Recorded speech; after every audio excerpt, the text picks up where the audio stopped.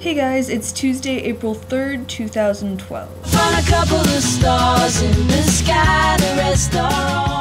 As you guys can see, I'm not at home. I am in Amherst, Massachusetts.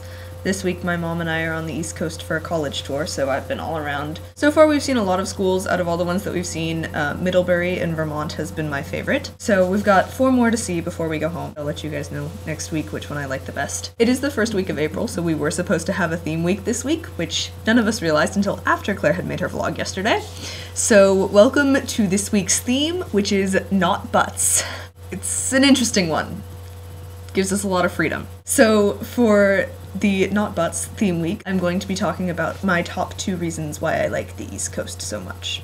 Obviously there are a lot of reasons, these are my top 2. They're a little strange. One of the reasons, which is the less weird and also seemingly very unimportant reason, is that I love hot chocolate.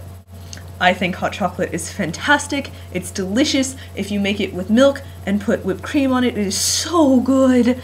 And when you're on the East Coast, you can have hot chocolate every day and no one looks at you funny.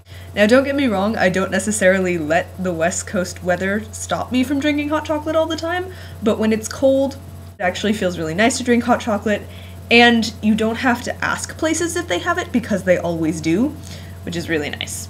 I've had a cup of cocoa every single day since we've gotten here. I intend to drink at least one every day before we leave because hot chocolate is fantastic.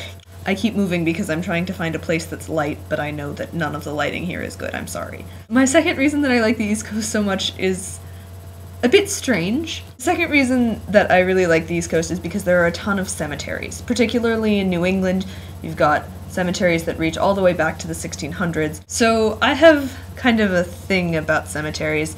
They're full of stories.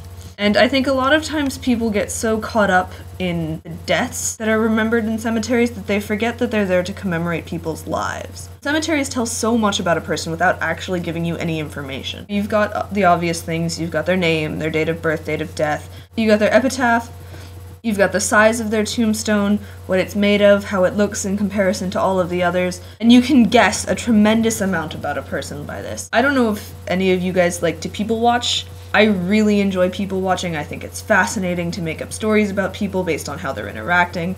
Who are they? What are they doing here? How they met the other people that they're with? What do they really want?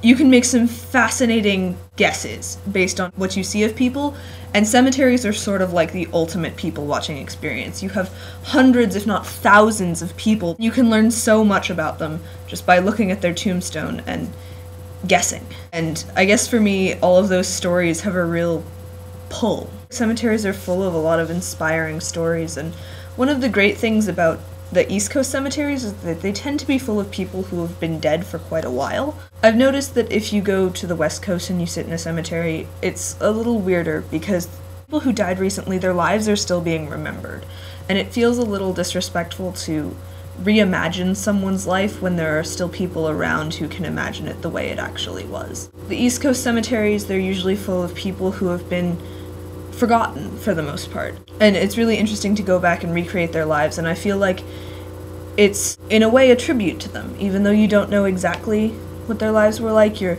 imagining them complexly and recreating them. Megan, I will see you tomorrow.